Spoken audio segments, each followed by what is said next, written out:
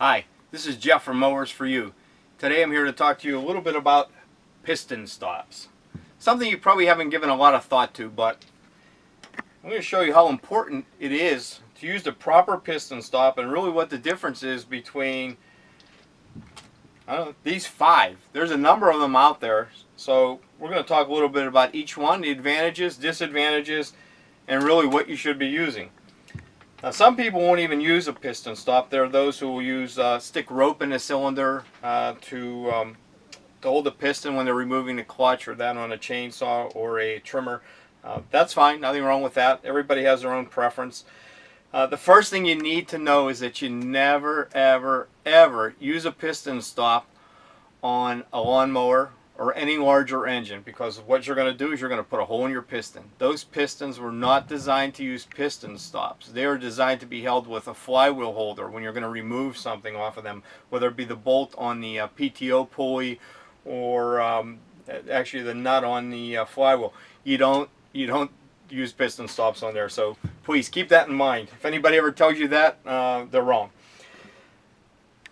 Just to show you a quick little example of what's so important about a piston stop. If we're going to put a punch mark into this piece of metal, we have this, and you can see there's a nice fine point on this. We can go here and hit it, and we get a nice little dimple. If we take this punch and we do the same thing, we really don't get much of a mark other than really nicking the paint, but we haven't really made an indentation into the metal. Didn't make a mark. Now, you may be saying, yeah, that's because that one's got a point on it and this one doesn't. True and false. Really what it is the fact that if we hit these both with the same amount of force, let's just say we hit them with 25 pounds of force. The 25 pounds of force is distributed over this very small diameter on this punch. Where on this one, it's distributed on a much larger diameter. So really on this one, we're going to get about, roughly say, 10 times the amount of force into that metal than we do on this one. Even though we hit them the same way, because this is a smaller diameter, that force is distributed over that small amount of space. Okay, so you got your first basic physics lesson here. Now we're going to take that same theory and put it to piston stops. So these two piston stops, if you look, this has a nice flat surface. This one has a small flat surface. This one is going to distribute the load much better than this one will. Okay? There's also a different type, and I'm going to show you how this one works. It has a flat surface here that distributes it really the best. The other thing is, not all pistons are going to be straight up and down into the cylinder. Here's a cylinder. This is perfect for that. It's going to go right in. This is basically just a shorter version to get in some tight spots, but same deal. And the way this thing works is it flips in and goes like that. But what if we're on an angle? Let's take a look at this. This is a Steel 170 chainsaw. I'm going to pull the spark plug out of it.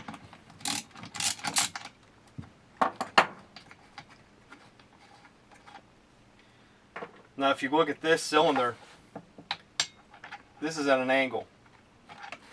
That means that piston is going to come up here.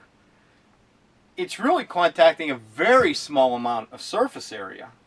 They put an angle on this piston stop, and this piston stop is made by Husqvarna, by the way. This piston stop, depending on the angle of the spark plug, they're not all uniform. So we're going to have a small surface area almost to a point, because we're on a radius of this curve. A lot of force is going to be on this piston stop. This one, same way. Very, very little of a radius on this at all. It's worse than that one. Again, you're going to be on a point almost. You're going to distribute that load over a small amount, put a lot of force on the piston. This, also made by Husqvarna, could go in at an angle or one that's straight up and down. Now this has a surface that's roughly about 1/4 of an inch by 1/2 an inch. It has the largest surface area. It's plastic, so it's soft. And this thing, oops, this thing's going to stick in here right like this at an angle. When your piston comes up, Let's get it in there further. Right there. It's locked in place. Real nice and easy. That's simple. Just got to push it in there, brings it up, locks it in place.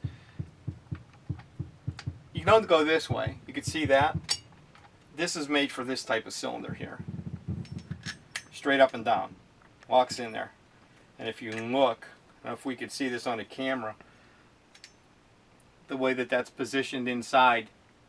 Can you get a picture there, Daniel? It's a nice flat surface that that piston's going to come up against. We're not going to damage any pistons with this tool. This tool's about $3.50, somewhere in that area. The other ones are between, I don't know, same thing, $3 to $4. They're all in that, I should say, all in that $3 to $5 range. This one's great. I like this because it's got a larger surface, does the angles, does it straight up and down. It's plastic, it's soft, it's not going to damage the piston, it distributes the load very well. This is the way to go. There are a couple other versions of that. These you'll find in these piston ring compression kits. We sell these. These come with it. The weird part of this, you put this in there, it has a rounded surface here and a flat on the side. Makes no sense. Why are you going to put this in here and you're going to go on the rounded end instead of the flat end? It's kind of like they made it a little bit backwards if you think about it. So again, the load's distributed just on a very small point. It's soft, it's plastic, it'll crush a little bit, it's going to have some give, but still yet, why not put the flat where it really makes more sense? You know what I mean? Just good engineering skills.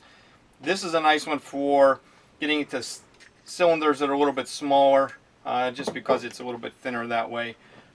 This one will get into a little bit bigger ones, so they're nice, they work. If I was buying these, I would definitely buy this with it.